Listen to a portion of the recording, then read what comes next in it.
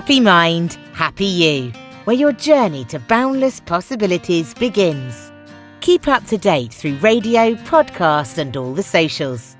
Simply type Happy Mind, Happy You or look for our logo, the heart with a smile.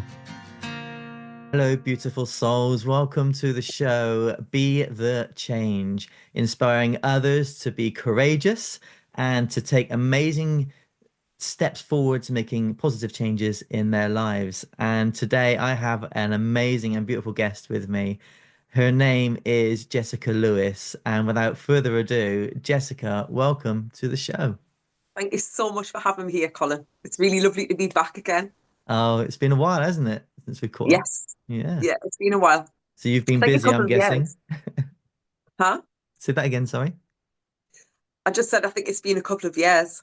It has. It Yeah. has. And as we all know, lots can happen in a couple of years, right? You know, huge shifts, huge changes. As they say, shift happens. And Yes, absolutely does happen. so just to recap a little bit on you, Jessica, like tell us a little bit about you and what you do. Okay, so I've got my fingers in a few pies, which I think is good. It's really good to have a few different things, a few different projects, and a few different sort of avenues to go down because it keeps the day interesting. Mm, But I have an online store where I sell shamanic items. Plant medicine's nothing illegal. I'm also a musician and I'm in a band called Kaya Ori, which is actually relatively new. So this is our second year that we're going into now, and already some amazing things have been happening. And yeah, I do healing work and various retreats and the like. beautiful. So let's just break a couple of them down. So for people that have never really heard of it or really don't understand it, may have heard it around, but don't understand the word shamanic. What does that mean? So it's just a different way of working. So, shamanic people who practice shamanically are working a lot with the energy field as well as the physical body, but it's incorporating nature. So it's incorporating things from nature, the elements, and this sort of thing. So it's looking at things like holistically. Yeah, I mean, we work with many different practices, and there are so many different traditions. And Mm, the tradition that I have followed the path of on the medicine wheel is the Kero tradition. But I have also learned other traditions, from other traditions as well, which has been quite nice, just to yeah. sort of incorporate different things and learn from different cultures and different traditions. I really like that. I'm actually doing some training at the minute with a shaman from Chile, and he's sort of like opening up my pathway with the tobacco plant more. So I'm like yeah, studying more with this plant because we know of tobacco as this horrible plant that or this horrible thing that is going to potentially give you all these like health conditions, Mm, cancers, mm, da da da da mm, da, can potentially kill you. But actually, the tobacco plant is an amazing healing plant in its own right. But obviously, like where we know like cigarettes and stuff like this, they have been um added they've added so many chemicals and so many things that are harmful to us to mm, this plant that it's not beneficial at all. But actually the plant in its raw natural state is extremely beneficial. It's very detoxifying for the liver and many other things. So a lot of the practitioners, a lot of the shamans will work with this plant tobacco because it does a lot of different things. And actually, for a lot of the indigenous people, it was the first plant medicine that they worked with. Tobacco, that's what they all worked with first before any of the other plant medicines were discovered. So it's, interesting. going back to the original medicine that was Mm. used actually. It's Um, interesting you said that because as with most Western culture things, it becomes adulterated, you know. yeah, There's several things like chocolate, you know, when chocolate gets yeah, into the shop, it's completely obliterated, completely destroyed of any goodness, no matter if it's 80% or 90% or 99%. Even if they said 100%, it's not going to be what you get from the indigenous areas, right? mhm, absolutely, Uh, yeah. I and mean, you this is see it in so exactly many it. things, you know, you see it in medicines, nature's medicine here as well. So I get what you're saying about the tobacco. It's been completely adulterated and Yeah. completely absorbed with loads of other chemicals and that's the harmful parts, right? Yeah, totally. I mean, I already work with tobacco. I've worked with tobacco for years in the form of happy with people. So I give people happy initiations. Mm, But yeah, there's always more to learn. So for me, I just always want to progress and learn more and discover more about these plants and mm, their capabilities.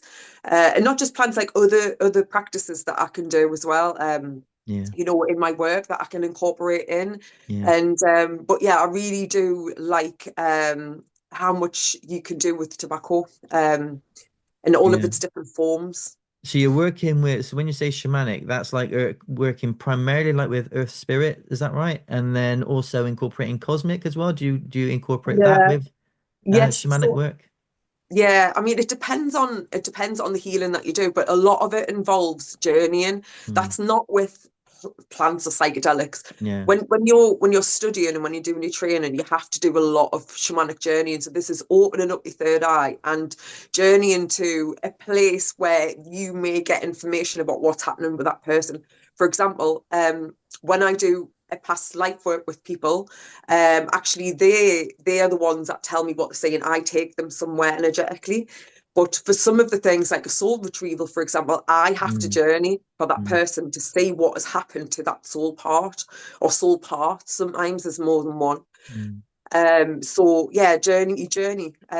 But yeah. you work with a lot of different allies. You have like power animals that you work with. The jaguar is something that an animal that I work with very closely when I'm doing a lot of my healing work because of the protection that she brings. So yeah, you're working with the animals, but you're also working with the forces of nature as well. So some of the things will involve using the working with the elements, for example. So you may have to do a dispatcher with someone that might need to go into the earth. So then the earth is breaking that down and breaking that prayer open.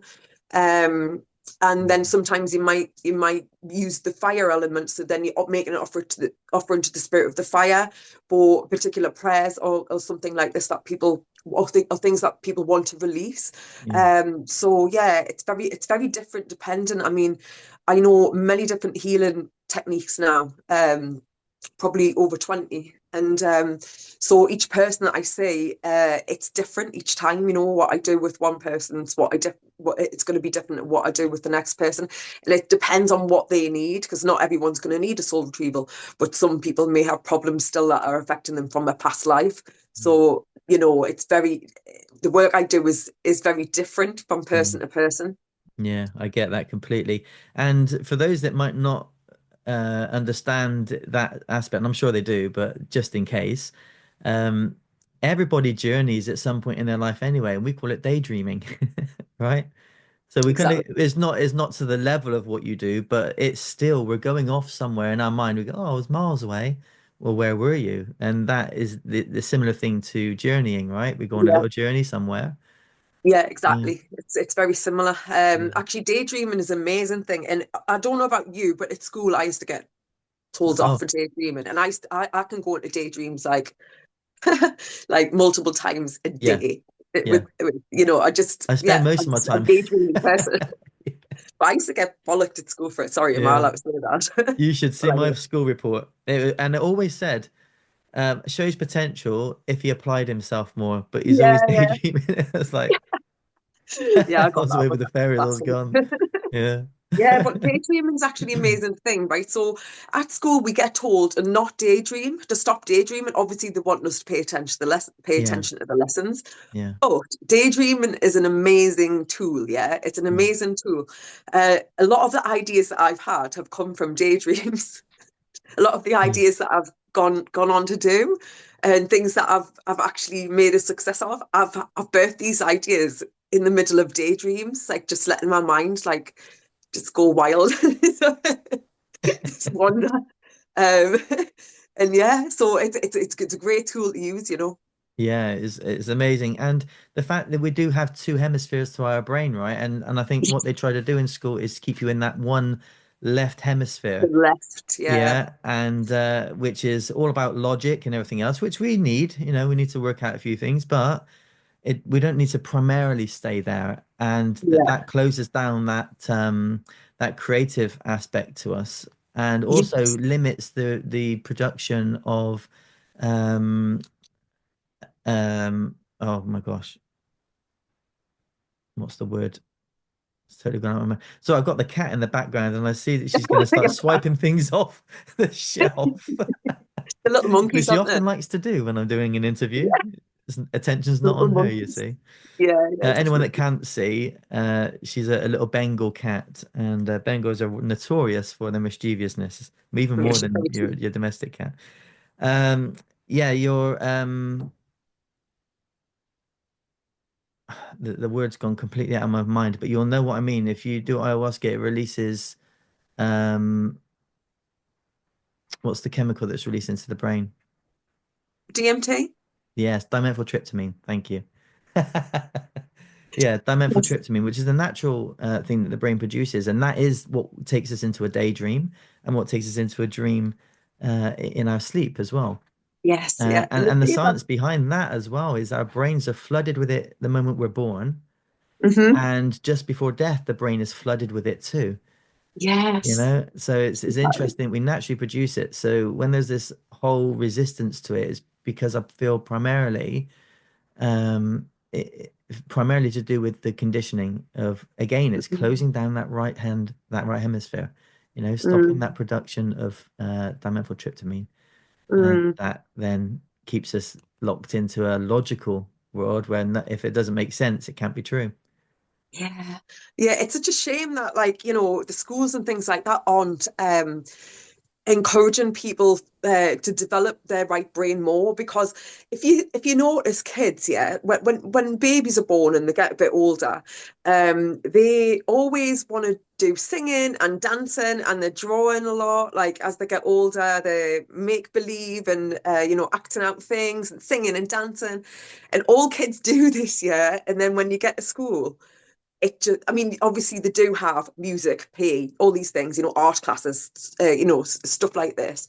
But I just think, like, yeah, it is really drummed out of you, isn't it? Yeah, And you don't place completely. any importance on it. And you know what? A lot Um, of it's not the teacher's faults. Like no, no, it's they're not. They get abiding told, by don't they? the rules that they've been given, and they're worried they lose their jobs if they don't. Yeah, And so no, they've got, they're yeah, pinned they've got to a a job. corner, and I think a lot of them reluctantly, because there's some really good teachers out there, but Hmm. they're just caught in the red tape of everything. And Yeah, if they don't, they lose their job, and obviously the consequence of that is a knock-on effect going all the way yeah, down yeah, through. totally. Totally. So it's So not the teacher's fault. It's obviously what they're told the curriculum is, and yeah, that's what they've got to teach.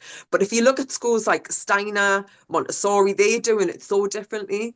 They're yeah, doing it like they're basically allowing the children, if they don't stop them from doing art, to make them go and do English yeah. or something like this, Well, because we've got they forest schools now as understand. well, haven't we? Yeah, but they So, they they yeah, understand that, like, you know, um if a child is doing art or something like this, they don't want to disrupt that creative thing, because it's actually really important. And I think, by the time people get to adulthood and they've left school and school's a distant memory, they've already been programmed into a left brain type worlds and thinking, right? And um, and I think a lot of people are so unhappy. And I know, right? Art and creative stuff is a massive release for your mental health. Like it's an amazing way to channel feelings that you've got, and just process things through mm, art and through your music and through dance or whatever it is, just moving your yeah. body. There's all these ways that actually help us in so many ways that don't get enough importance. When kids are at school. And just to give a kind of an idea of that, it would be like trying to tell a professional football player to go, right, well, you can't do that anymore because that's created for you. You now must be a basketball player. And it's like telling Mm, a basketball player that he must now play polo.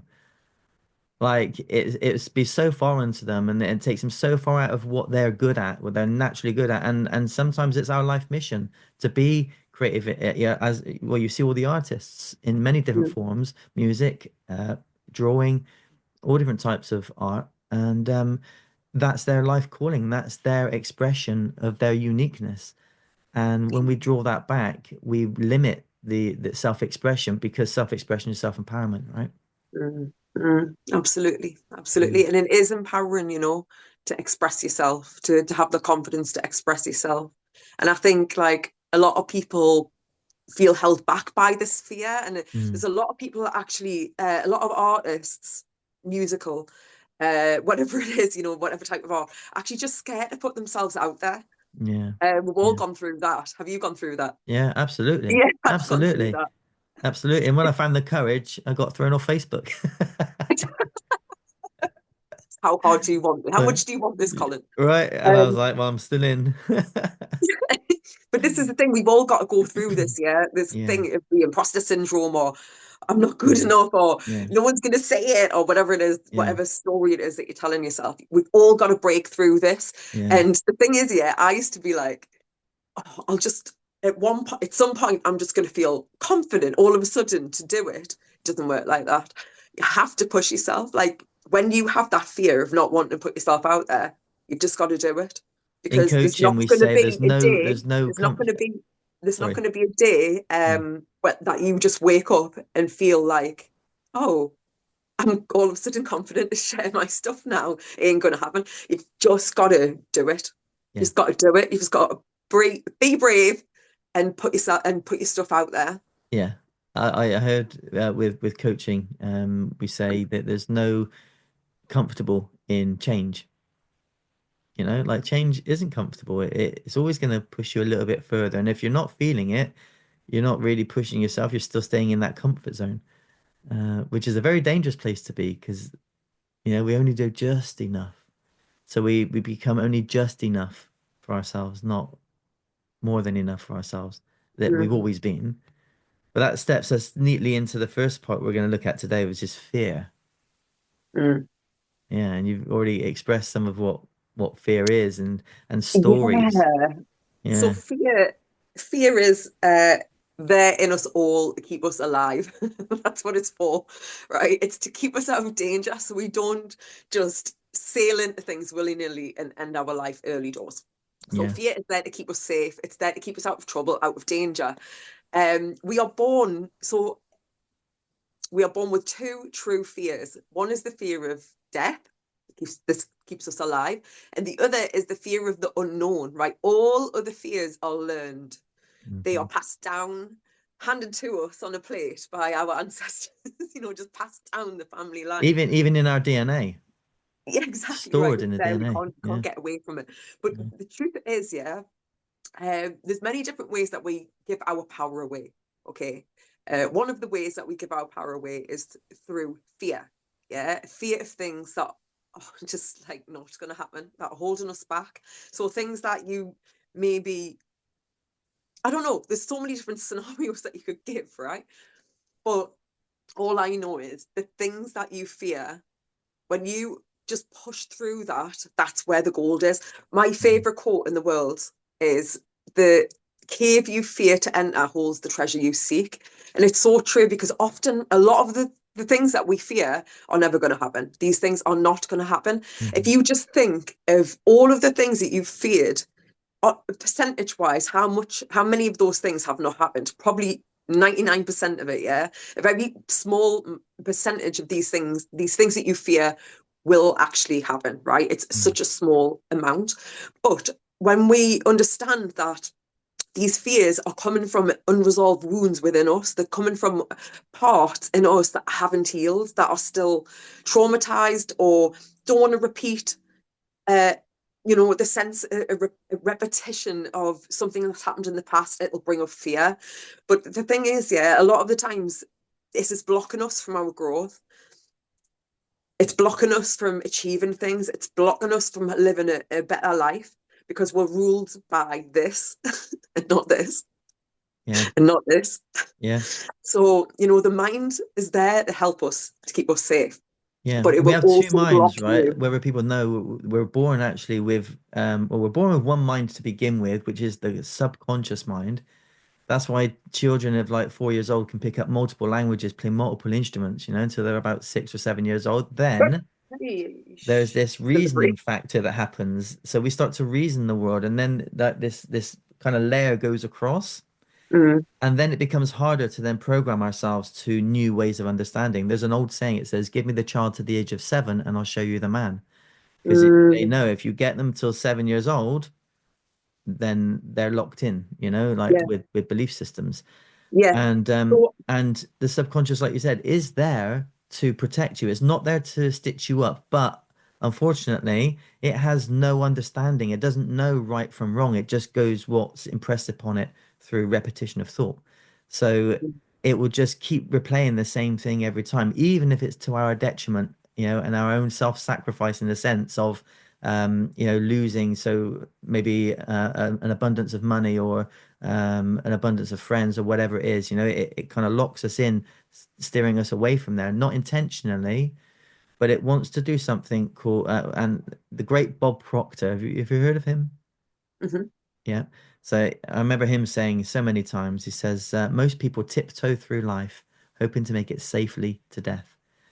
Because that's exactly what the subconscious mind is trying to do, right? It's trying to get us safely to die safely. It's like it's happening one way or another. Learn to accept that. But like, yeah, so that is interesting with the mind, isn't it? And we have that conscious and So look, subconscious.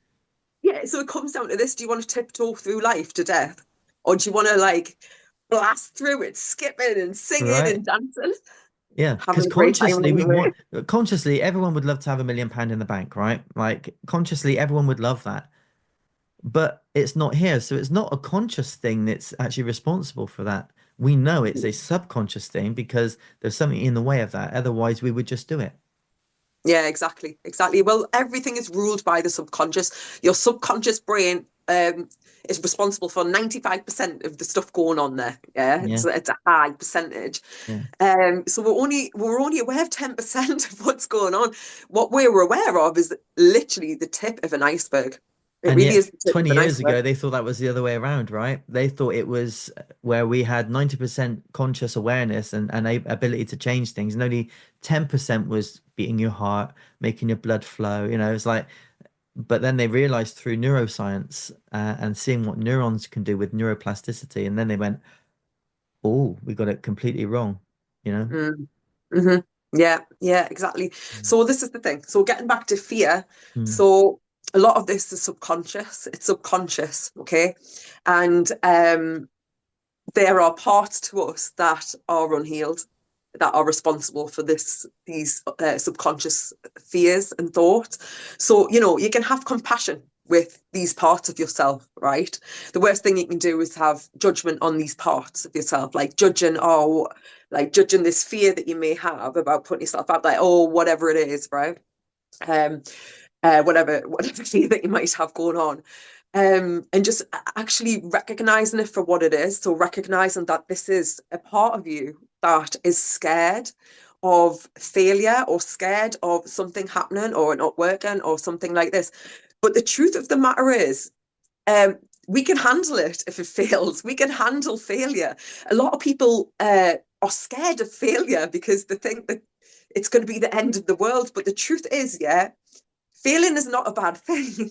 It's a good thing because we learn from these failures and they help us in the future. So there was a business that I started years ago with an X, and it failed. Yeah, it just failed badly. And but there was things that I had to do in the startup of that business, yeah, like such as I had to learn Excel, right? I had to learn Excel.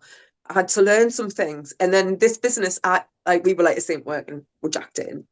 But now in my life, I'm using these skills, yeah, with the things that I'm successful with. I'm using these skills that I learned back then, and I'm mm, applying it now, and it's helping me now. So nothing is ever pointless. mm, There's always things that we can get out of a situation, the things that we can learn from a situation that we can apply to things that are more in alignment in the future. mm, And the thing is with fear, I'm going to repeat myself because I said this a little while ago, but um, you're not going to wake up one day feeling like, oh, this fear's gone. The way we get rid of fears is to just do the thing anyway. It's to just do it, yeah. just actually do it. And what I've realized is with fears, we build things up a lot worse than it actually is. One of my biggest fears in this period of time that I was in, right, was losing my payment processor to my website. Um, I was scared of this happening. I heard it happening to other people. And I was like, oh my God, this would be the worst thing ever because I would be in a situation where I wouldn't be able to make sales and all of these things. And it would be the biggest catastrophe known to man. And what happened 3 weeks later? I lost the payment processor. They cancelled it. They didn't like what I was selling, blah, blah, blah. I was selling CBD. Um, so anyway, I actually turned it into one of the best things that happened to my business because uh, what I realized was I still had PayPal. So I come up with this system with my assistant where I would take all of the payments through PayPal. And I was having to deal with customers like through the DMs and Instagram. Mm, So mm, because I prefer voice note, I was voice noting my customers and then building this lovely relationship with a lot of them and a lovely connection and actually getting to know the people who were buying from me, right? And it actually helped my business grow. So, often the things we fear happen mm, mm, actually turn into the biggest blessings. So, the things that we fear happening aren't necessarily a bad thing if they happen. And even if they are, they're never, we can always overcome these things. No matter what mm. happens, we can always overcome. I agree 100%. And I'm a big believer in that nothing happens to us, it's always happening for us. You know, it's happening for us to grow, to Yeah. gain the level of awareness. And if we crack that, if we kind of can see behind the illusion of like, oh my God, this is the worst thing ever, if we could just take a moment and go, right, okay, there's something to learn from this. What have I learned? I put myself in this situation, or I've gone into a thought-based story because we're great storytellers of the worst case scenarios ever. And like, oh, I'm telling myself a story. And if we can come into that area, we can see then that there's actually always a benefit Yeah, to there it, is. you know? There's always a benefit. Yeah. There's always a benefit. But I think a lot of people feel like they won't be able to cope. But I want people to understand you will not get anything you cannot handle in life. That is a Yeah, fact. Like, absolutely. it doesn't matter. I mean, I had something absolutely horrendous happen to me 2 years ago, which I don't want to go into massive detail about it, but I'm Mm, going to briefly say what happened because otherwise it's going to take up the rest of the show and I don't want to mm, make it about this. But my daughter was abducted by her father. He took her, moved house, sold his car, and blocked me. And I had to go through court to get her back. So I didn't know mm, where she was for 2 months. And I was literally going through mm, the worst possible time. mm, I didn't know if I was even going to see her again. But I knew deep down that this was happening for my greater good. Like I knew that this was happening for a reason. Like this guy had been abusive to me for 10 years, and it hadn't ended just because I'd separated from him 7 years before that. It continued. So I just had to have faith in that moment that this was all going to work out for my best interests. This was all going to be okay with Namaya. But obviously, like I still went through the fear, like I was going through fear every day. But it worked out, and now I have complete separation from this guy through a court order. Like he can't mm, mm. do these things again. So it was horrendous at the time, but it actually turned into one of the biggest blessings because now I have peace. I have peace in my Because life, you know and it she can't has peace. happen now, right? Like, or at least it can't happen, and you have to go through that process again because that will not. Yeah, Yeah. exactly. It's Mm, done. And actually, what happened was now I've got total peace from him. Like I don't have to deal with them anymore. And it was horrible at the time, but actually, it become the biggest blessing that I probably one of the biggest blessings that I've received. So yeah, so just sometimes we've just got to trust. Like when we're going through things that are challenging, we have to trust. We have to trust that we don't understand the bigger picture. A lot of the times when things are happening, we do not understand the mm, bigger picture and why these things are happening to us. So this mm, is where trust comes in and just understanding that like you have got yourself through every single challenge that life has thrown at you so far, and that's we can always take strength from that. We can always take some like little bit of sanctuary from that, like knowing that the things that have happened to us in the past where we have felt like things are going to go wrong, we're not going to recover from this. We do. yeah. Great. And absolutely. And the reminder of ourselves that actually we're not in the past, right? Like it's not happening now. And I think that's the time to check ourselves if it's happening now, which we'll come to. Um, but yeah, that whole aspect of like what life is, right? Like, why do we experience fear? Like, because it should, ideally, no one wants it. Ideally, Mm. people just want this smooth kind of life. Um, and I do a lot of channeling in this, and the question. So often with my channelings, I get asked the question, and then I get given the answer. So it's like, why? And I'm like, no, why? And then it says, here's the answer. And I'm like, that's really interesting. So it said to me one day, or they said to me one day, uh, you know why, uh, you know what life is on the planet, why humans have life on the planet, why you're here, the meaning of life. And I says, no, why? And it said, uh, your life, life here on the planet is to place experience into feeling. Because you can Mm. experience something as a soul, but never know what it feels like because you don't have the sensory factors of touch, taste, sound, sight, smell, you know? And when I heard that, it was like one of the most profound channelings I've ever had to place experience into feeling. So Mm. all you're doing, and so we can really kind of water down that whole fear aspect and go, oh, I'm here to have a feeling. Doesn't mean I have to stay in it. Doesn't mean it's Yeah, not going to get resolved because just like a scraged knee, it always gets better in the end.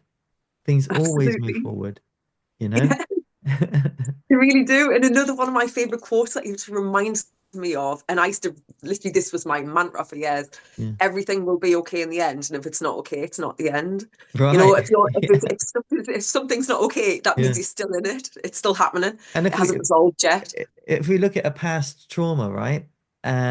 Like if you scraped your knee at 6 and it was bleeding and you had a scab on there, you don't say, "Well, this happened to me at 6. Look, and scratch your knee again, just so you can replay what to show people. Look, this is what happened to me." You don't self-harm like that, but we emotionally self-harm by taking ourselves back to a space of this happened to me. This is how I felt. Yeah, but you're not there now, Mm. and Yeah, sometimes we can't disassociate from what yeah. happened then as to what happened now. Yes. Again, But this is, because of the subconscious, it doesn't know past, present, or future, has no idea. yeah, this is the thing, it's not our fault, the traumas that happen to us.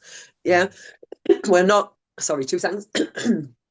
We are not responsible for the bad things that have happened to us that Mm, have been beyond our control.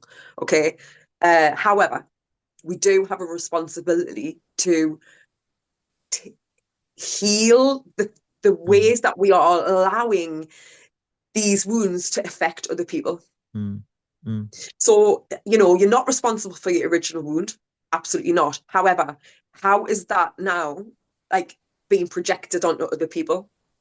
Yeah. So that's where the accountability and the responsibility lies, so that we don't do that, Mm. Well, or that we fears didn't create try triggers, enough. right? So Huh? fears create triggers. Hmm. Yeah. Yeah. So we become triggered by a fear of some sort that's going on Hmm. deeper down. And I feel like that triggers are just reminders of things we haven't dealt with, right? Things we haven't Yes. actually learned to see from another perspective, that it doesn't have to be that way. It feels that Hmm. way now because that's what's real for you. That's how it feels. But it doesn't have to be the truth, you know? Hmm.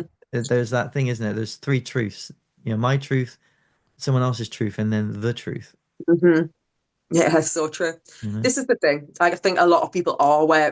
Well, it depends. So, some people are not aware of themselves, of Mm, triggers, of things mm, like this. Yeah, they're just mm. going around life, da da da da da. But then some people are. Some people are aware of their triggers, even though they know, oh, this is that trigger. They still get triggered, and I think people get so overwhelmed, and I cannot, like, I mean, I've been there myself in the past many years Mm. ago when I first started my journey, and I just didn't know how to work on myself. I knew I needed to, but I didn't know how. And I think like a lot of people get so overwhelmed by the prospect of, I don't even know where to begin. And I think Yeah, this is the thing, people get stuck yeah. in this cycle. I think And it's what I've learning to realized, identify triggers, right? I identify how, and through feeling, because triggers create emotions, right, which creates overwhelm, and it's the emotions are just reflections of what's going on deeper down. yeah, So yeah, you know what you hear a lot of people saying, just ignore the emotion, just ignore it, just get. It's like no. never ignore the emotion. The emotion is vital, it's important because that emotion is telling us something. And if we dig just a little bit deeper, we'd probably find the root cause to that very quickly and probably not as severe as we think it is from that emotional charge that we get.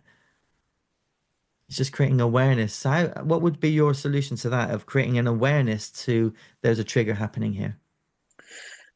Obviously, if there's a trigger happening, it's something that's an unresolved wound being triggered, right? Mm, So the best way to find out what that is to think back to the very first time you felt that, right? So, for example, if you're being triggered, if something's triggered an insecurity in you, a specific insecurity, right? And what is that insecurity?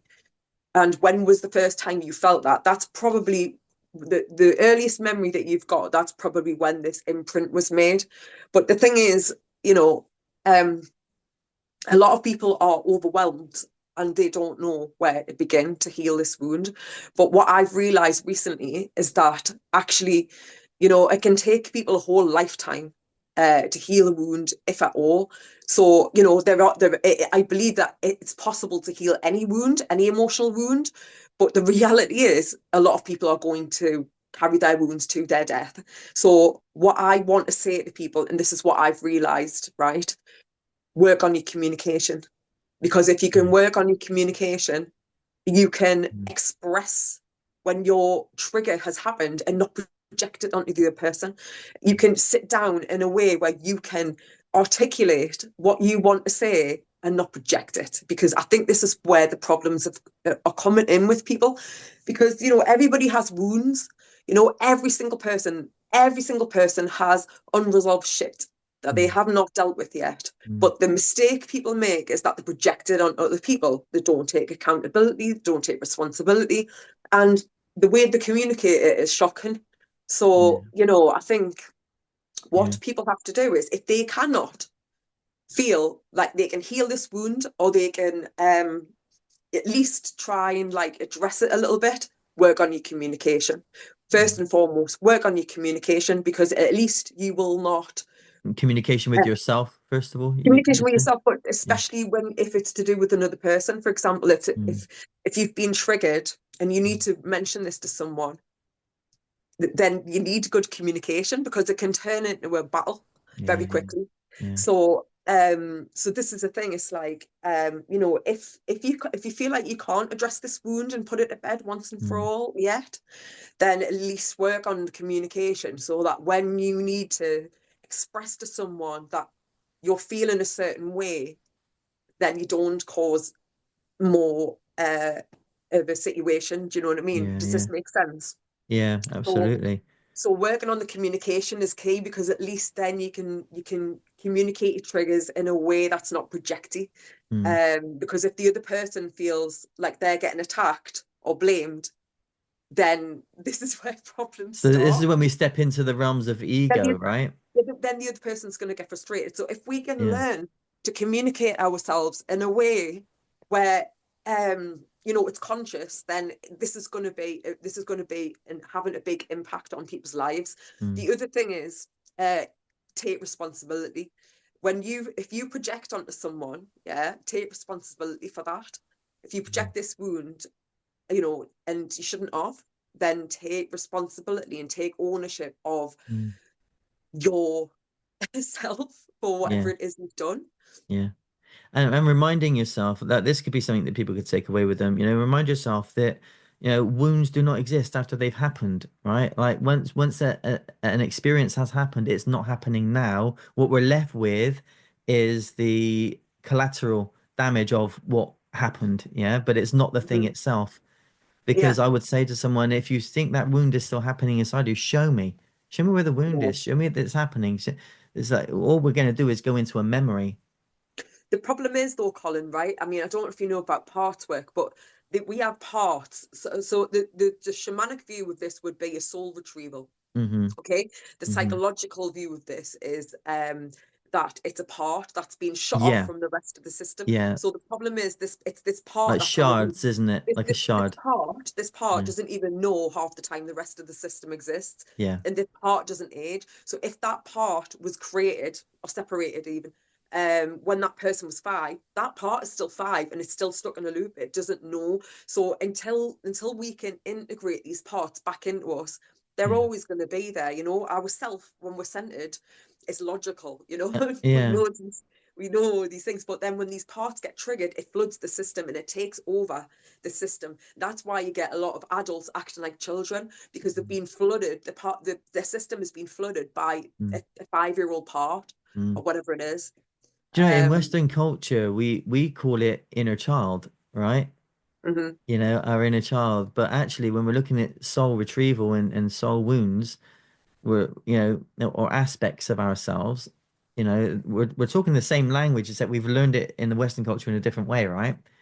Yeah. And I've done the soul retrieval training as well, so I get exactly where you're coming from, and I kind of put that together. I was like, oh, what we're looking at is like if there's a 5-year-old you somewhere that's feeling it doesn't have any recollection to the world now. It because I think what I learned was on the soul level, it becomes so overwhelming that it just breaks off and stays where it is, but it doesn't know when to come back.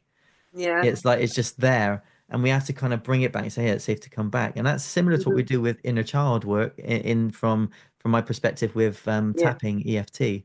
And when I do Mm. inner child, which is one of my favorite ways of using EFT, because it completely changes the whole thing. And essentially, that's the same thing. We're doing the soul retrieval of that shard, that aspect that's kind of fallen away and doesn't know that it's there.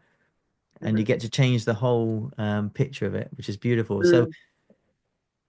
for those that probably don't understand the shamanic go, oh, well, that's a bit woo-woo. Well, actually, when we look at inner child work, it's the same thing. We're bringing back that inner child and actually empowering that child to make decisions or to at least have the awareness, hey, it's okay. You know? What do you Mhm. feel? I think it is the same thing, just different techniques. So, Yeah. like I say, with parts work, the psychological view is that uh, when a child is traumatized, part of their energy gets shut off, and then you get these protective parts who block any access to this exiled part. The traumatized part is the exiled part. So what happens is this is to stop either the part from getting re-traumatized or the rest of the system being traumatized by the part. So it's shut off by the rest of the system. When we do soul retrieval work, we journey to where these parts are energetically and bring them back. With Mm, IFS, it's a case of building up trust with these protected parts and eventually getting to the exile, building up trust and bringing it back in.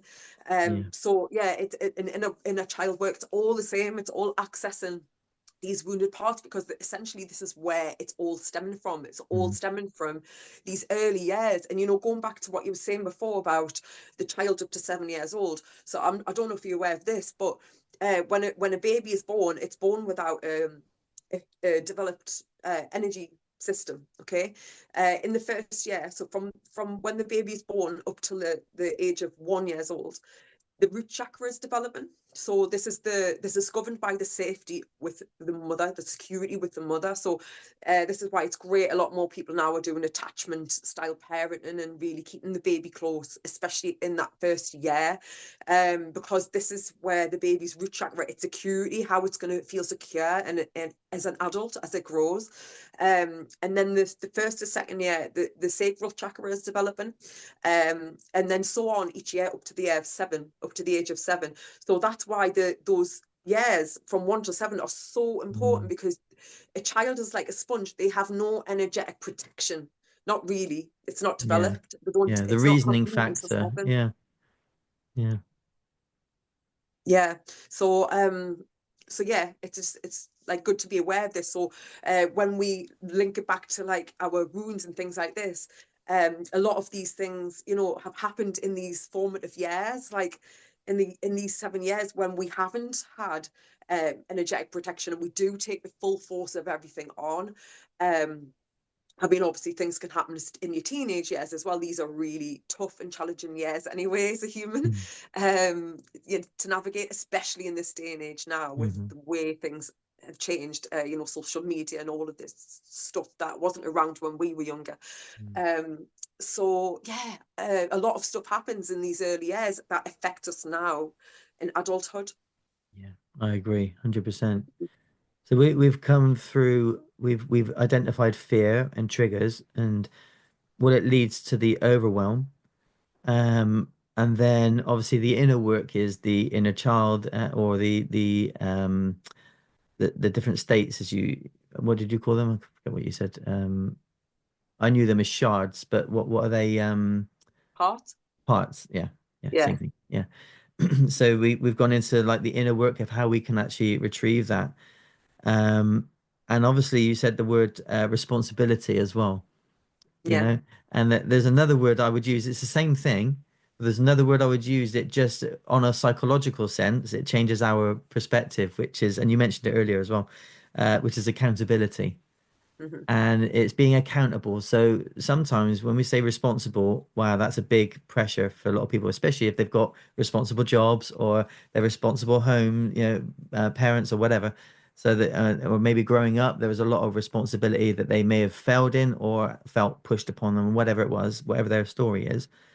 Um, so if we change that to like accountability, so I'm accountable for that, and like you said, exactly that is just taking ownership of what's just happened or what's happening and taking ownership of that. Mm. I'm doing this to me. No one's doing it to me anymore. So no one's triggering me from a past moment. They're not here anymore. Hmm. I'm now doing this to myself. Yeah. Hmm. And I think, and what I call it is emotional self-harming without realizing most of the time that we're doing it. But yeah, it's taking accountability and saying, hang on, I'm doing this to me. Why am I doing this to myself? And then you go back into the inner work again, which can create overwhelm. It can, which can create triggers, which can create more fear, and we go back through the loop, through the cycles, right? Hmm. Yeah, absolutely.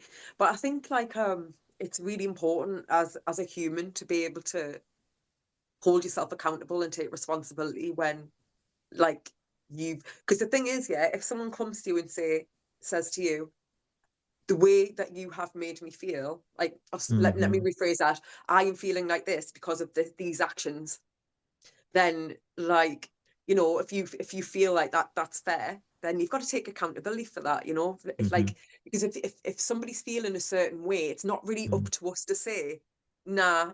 Hmm. If we made someone feel a certain way, it's not up to us to say, like, whether it has or it hasn't, or how that should or shouldn't affect someone. Yeah. Like, if your actions have affected someone, it doesn't matter whether you agree with it or not, you Hmm. should take responsibility and accountability for your words, your Yeah. actions, whatever it is, One of the it's most just beautiful about sayings I heard being a decent before. human. Sorry, sorry, sorry. Come on. I Sorry, I said missed it's that. just about being a decent human. It's important as part of our growth and as part of our journey. And I'm saying this, yeah, as somebody who back in the day I could not take responsibility for anything. When I was younger, in my 20s, I couldn't take responsibility for anything. Yeah, I used to make me feel so uncomfortable. I think for people who aren't used to taking accountability and responsibility, it can bring up feelings of like guilt and shame because they feel like the bad guy. But actually it's the opposite. Like when you take accountability and you take responsibility for things, it feels so empowering and it feels so freeing that it actually becomes addictive. Like I love taking accountability and responsibility. It's something that feels good and it feels like the right thing to do, to say, actually, I was out of order there, my actions weren't great there, and apologize. But yeah, I think if we could just nail these things, like nail the communication and just learn communication. There's an amazing guy called Jefferson Fisher. Yeah, guys, you have to check him out. He's on Instagram, he's on YouTube, and he's a lawyer, but he doesn't talk about anything to do with law. He talks about how to communicate. His tips are amazing, like the punchy and at the point, direct and just like easily to remember. And I've been watching this guy for a few months now, and then he's brought a book out, which is amazing. So I got the audio book last week, and I listened to it all last week, and I've listened to the first chapter like I've listened to it every day this week, so I can really, like, just on a cellular level, like, embody what he's talking about. Mm. I would urge every single person who is listening to this to go and get this book. Yeah, either get the audio book or the physical book. It is amazing. There's What's his so name much again? value. Jefferson Fisher. There is so much value in this book. It's insane. Like, he's addressing every single problem that people have encountered or have dished out to someone in this book. He's talking about how to deal with defensiveness in people, how to, just everything, like literally every type of Yeah. communication problem that you may have. It's addressed in this book. I feel like this book's going to be very life changing for me. Like, it's Mm. already made me think so deeply on and reflect on a lot of the things that where I haven't communicated necessarily in the best possible way. And it's really making me reflect on a very deep level. And it's really making me think, actually, in that situation, I could have handled that situation so much better, or I could have said this instead. So yeah, I feel like for me personally, it's going to be life changing. Like, and I just really want to tell everyone about this book because it is so good. Yeah. And Mm.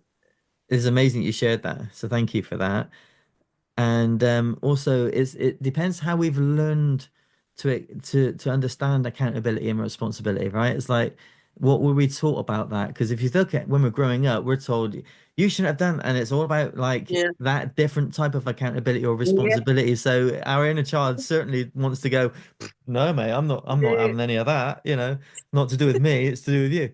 And but there is the other part that says, you can't make me feel anything I don't allow you to make me feel. Yeah, Yeah. exactly. So, Exactly. And this is and the I thing. always pull my clients up on this, like, and they've got used to it now, but they go, oh, yeah, oh, and he made me feel like this. No, no, I've got to stop you there. He didn't make you feel anything. You made you feel Yeah. that, and I get resistance. Like yesterday, I had a client, same thing, and he made me feel. I was like, no, no, no, he didn't. You made you feel. So what I do is just Yeah. repeat saying, hey, look, take accountability. You made you feel that. He's not in you now, and you're still Yeah, it's angry. it's not the other person that's feeling it, it's you. So it's like, I feel like Yeah, this yeah, because of this. yeah, There's a way to phrase it, yeah, but I think, yeah, yeah, I think this is one of the big teachings that I've learned, like, just to actually understand that it's better to say like I than you. yeah, yeah, right? Because otherwise we're Yeah, passing it on, and also it's triggering for like people. we're gonna Yeah, do the same, and we're expecting them to act differently yeah, the way we're yeah, acting. It's like that's not gonna happen. They're gonna do yeah, exactly the same exactly, back. Because like exactly you that, and said, that and the means, important thing you said earlier is about communication. Communication is yeah, this is key. what I'm saying. Because otherwise, it's a vicious circle. Because if the other person feels attacked, they're naturally gonna get defensive. It's a natural thing. So, like, and I think a lot of the times as well, people don't plan the things they need to say to people, and they just say it in the moment, and then it goes wrong. This is one of the things I've learned from this book. It's important to actually, if you're gonna have a tough conversation with someone, to actually sit down and think, right, what am I going to say? It may not go to plan, but at Mm, least you like can think consciously mm, before. mm. The times where people just spring things on you as well, like, that's not good. Like, it's all about Yeah, timing. yeah, Like, some people want to discuss things now, like then and there, and mm, that's not good. And actually, like, that is a boundary for me. Like, yeah, actually, no, like, because you need to have time to actually think about what you're going to discuss, hmm, and everything. And often, like, when things get dumped on you, it never goes well because you're not yeah, prepared for it. Like, you're not centered, you're not prepared emotionally and energetically to have that discussion then and there. So I yeah. think a lot of it comes down to timing as well. Yeah, so awareness, right, is what will Hmm. create the timing. Because if we can develop the awareness of the first thing ever is like always to go, right, how would I want to receive that myself? Yeah, Because yeah, if I exactly. receive that different, yeah, if I receive that the way I want to give it right now, I wouldn't like to have it that way, you know? So otherwise what we become is gaslighters, right? We just Yeah, gaslight someone into thinking that they're wrong for their emotion and they made you feel and put the onus on them. And actually, no, no, no. yeah, And there's a yeah, beautiful saying. definitely. Jim Rohn says this, one of my mentors. He says, well, he's gone now, but he said, I'll look after me for you. You look Yeah, I after like you that for for that me. quote as well. Beautiful. It's so Beautiful. good, isn't it? Yeah, It's like so you powerful. work on yourself, I'll work on myself, and like, and then we'll be good together, you know? Yeah. But I Yeah. think like if someone is not working on themselves, like I mean, everybody's within the right to do what they want, but obviously, like if you want growth, you have to work on yourself. There's no, it ain't gonna just happen, you know. And we've got to, and it's the little steps that we can take to improve our communication, to improve our responsibility taking, Hmm. to improve our Hmm. apologizing, whatever it is that we need to do to make our relationships and lives so much more Mm. easier. Yeah. And to develop that, you know, two primary things, the two primary laws really of who we are, and that is to love. Um, and it doesn't matter what you call this, you can call it God, unified source, whatever you want to call this, but to love that with all your heart and to love your neighbor as yourself. Hmm. Like, so the two of the biggest teachings I've ever learned was that is like teach the person, like speak to the person the way you would want to be spoken to. Treat Yeah. that person with the love because you're all of the same ilk. Like, you know, you're Hmm. a human being and we're made of all the same stuff, you know. We bleed red, every single one of us, you know. Exactly. Yeah, so it's like it's just developing that awareness of like before I because we do one or two things, right? Depending on what brain state we're in, we either we react or we respond. And if Mm. we react, that means we're being triggered. And Hmm. so we're going to fire off something. So we need to learn to breathe, I think, before Yeah. that. Take a breath. Like before I respond, do anything, okay, let me just process what's just gone on there. And if you didn't understand what someone's just said, say it. What do you mean by that? Because I could feel Mm. myself being triggered. You don't say that part, but inside, like, I feel myself kind of wanting to actually have a go at you. What do you mean by that?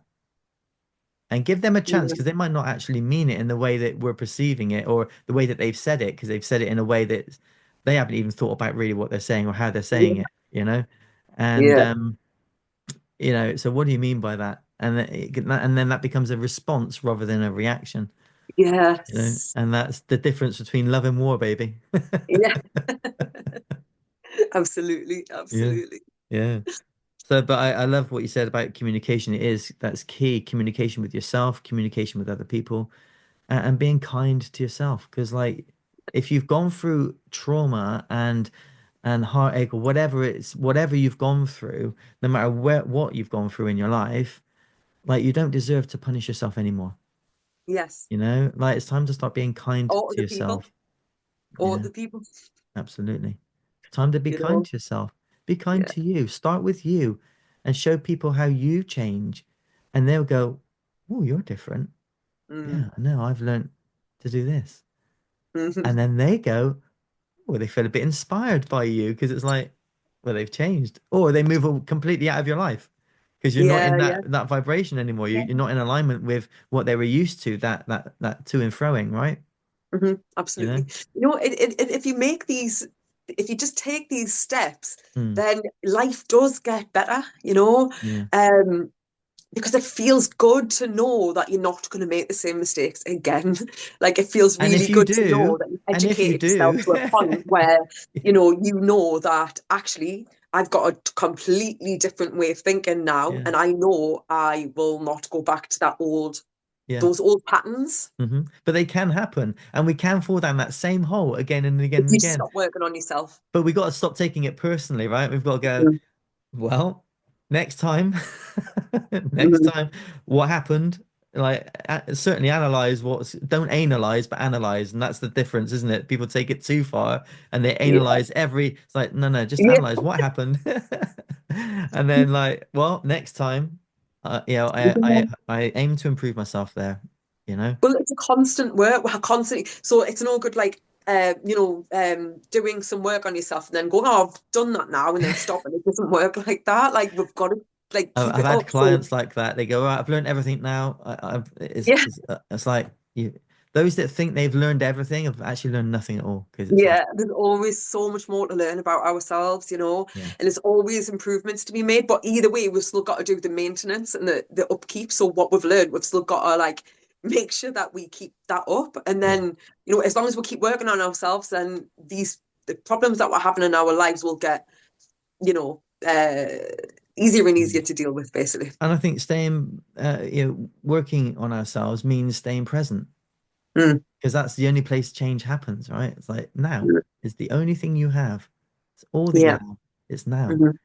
And if we stay present by going, okay, what needs to be worked on? It's not all about work because there's pleasure, there's like actually celebration, celebrate the small wins, Hmm. but there's always work to be done if we Yeah. look for it, if we're prepared to go deeper and Yes. again be accountable for your actions. Take ownership of it and be transparent with it and be honest, you know. Mm. Like mine is today. I've interrupted a couple of times. I could feel the because I get passionate. I go, oh, blah, blah, blah, blah," and I want to, but so mine is that. So I'm working on that, and I'm going right mindfulness, like just hear someone out.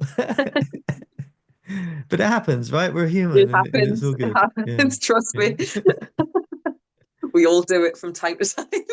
It's a practice, and that's what's beautiful about life is just a Mm. practice. No one's got it sussed, you know. Yeah. Jim Rohn says again, he says the same wind blows upon us all. Doesn't matter how Oh, rich or how poor you are, yeah, I love we that. all Oh my get God, I haven't heard ups that and one. downs of life. And he says, if you don't like where you are, move. You're not a tree. Yeah. Oh, just think you say that. Yeah, Was he that quote? I've yeah, heard that yeah, before. I wasn't aware that that was yeah. him. And then some of the solutions to that also is when we feel triggered or when we feel like we're in that zone of like the abyss, we're spiraling down. Is like the thing I learned was called catch, cancel, correct. And it's catching the thought. And this takes practice, but you can do it and it is absolutely achievable. So you catch the thought whenever that is, right? It could be 2 days later and you're going, wow, I was in a real spiral there, wasn't I? That's catching the thought. So, and then cancel is saying, is it true? Is it happening now? No. Okay, what do I do about that then? And it's the correct. And it's a really nice way of creating awareness in a moment, you know, like catching the thought, canceling it out, and correcting it. Mm. Oh wow, I was there. I caught myself going down a spiral.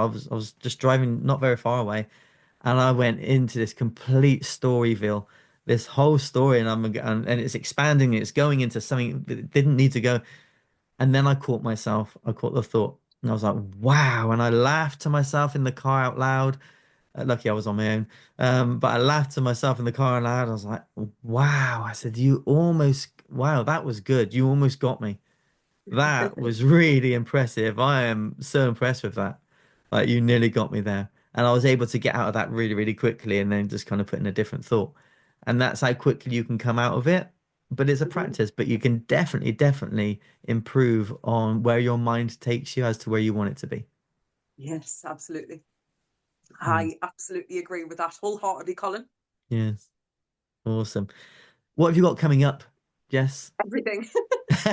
Got got loads of musical stuff going on actually with Kaya Ori, which is my band that I'm in with my friend Shen.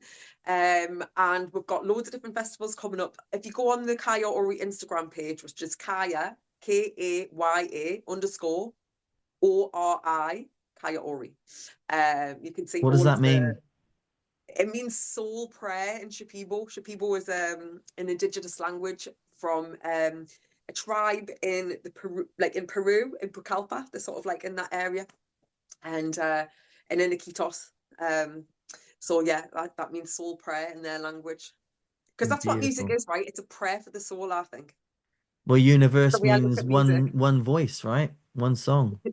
Yeah. Mm. So there's loads going on. Yeah, we've got all sorts going on. We're actually going into the recording studio on the 26th. Is that next week? Or is it the week after? Week after, I believe. I just don't even know what's going on with the Why do time. you ask me Yeah, that? I was like, how is it April already? We just had Christmas I done, think it's remember? next week. Yeah.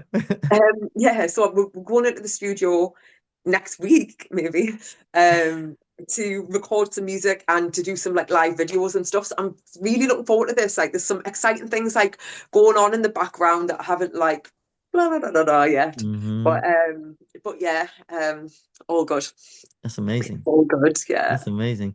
And so let us know just where you're going to be in the world on your tours. So what festivals you got coming up?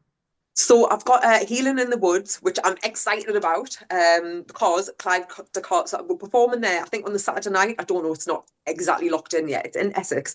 Clive de Carl is going to be one of the speakers that they've got there. They've got different speakers going on and all sorts of different things. But Clive de Carl is going to be there. Clive de Carl is the guy that gave me life-changing information for I got an arthritis diagnosis in my neck when I was 34, so like 10 years ago. 11 years ago. And he basically told me what to take in order to reverse the symptoms, which I did within 2 weeks. So he's going to be there. So if you've got any health problems, get yourself down there and go and speak to Clive. He is a legend. And there's all sorts of cool things going on there. And then we're performing at Manifest Festival, which is also in Essex. Crops Not Shops, which is in Glastonbury. Soundcraft, which is just down the road from me in Basingstoke. And then we've got an amazing festival called Sun and Moon, and that's like a whole week long. It's very community, it's workshops, a lot of workshops, so there's a lot of things to go and do to sort of like improve your mind or your whatever it is, you know. And yeah, I'm really looking forward to Sun and Moon. Actually, we really enjoyed it last year. They really looked after us. Amazing. And the ones in Essex, obviously I'll be able to come and see you because I'm in Essex. Yeah, get yourself down, man. Yeah, come and say hello to you, catch up with you. Yeah. We're playing on the Friday night at Manifest Festival, and we're playing, I think, on the Saturday night. I mean, one is in July and one's in August. They're not. I can't remember all the dates, but they are on my links in my bio on my Instagram. Nice. Yeah. Beautiful. Amazing. And just give people a link to your website. It's the Shipibo Market. Okay, Shipibo. If anyone searches my name, Jessica Lewis, they'll find all my music. They'll find everything. I'm on Spotify. They'll find all my profiles and websites and everything. Amazing. Yeah. Brilliant. Jess, Thank this you. has been an absolutely amazing conversation, and we could unpack every single bit of this and just go so much deeper. But this is a really good start. It won't be our last one for sure. Amazing. If you had one message to share with people, what would you say? Oh, work on your self-love, because a lot of the times this is the root of all the problems. You know, we don't love ourselves. We don't have compassion with ourselves. We don't speak to ourselves in a loving, kind way. Like I've got massively into like these meditations, love and kindness meditations. I pretty much always cry every time I do one. It's so good. They're so good because it's actually like, you know, it's not just love and kindness to yourself. You start with yourself, then it's like somebody you love, and then it's somebody maybe you've had a bit of beef with, you've fallen out with, whatever. So yeah, it's a beautiful meditation to do. Actually, it's really nice. Interesting. I had a channeled writing just like that. Did you? How interesting is that? Yeah, and I've never heard these meditations, but I love it because to me it's just confirmation that, you know, what's coming through is real. Absolutely. Yeah, beautiful. Absolutely. Amazing. Thank you so much, Colin. I really appreciate you having me on. It's been an absolute pleasure, and just to interact with you and say hello to you and see that gorgeous smile as well. It's amazing. And I look forward to catching up with you this year. Yes, for sure. definitely. And enjoy the rest of your day, whatever you've got I will planned. do. Yes. Thank you. Thank you. I will do. You too. Thank you so much. Thank you, All Jess. right. Take care. That's Jess Lewis, everyone. Everyone, thank you Bye. so much. Thank you so much for spending some time with us today, and for allowing us to spend some time with you. From this point forward, it's goodbye from me and Jess. Keep shining brightly as the beautiful soul that you are. Live with joy, live with faith in that beautiful, amazing heart of yours. Live with the feeling of happiness always. Know that happiness is a choice. The moment you feel yourself spiraling down, just think of a moment that made you feel joyous, and instantaneously you're already starting that spiral back up. It might not feel like it at the time, but you would have already started the process. Take care, everyone, and look forward to seeing you next time. Lots of love. Bye-bye. Happy Mind, Happy You, where your journey to boundless possibilities begins. Keep up to date through radio, podcast and all the socials. Simply type Happy Mind, Happy You, or look for our logo, the heart with a smile.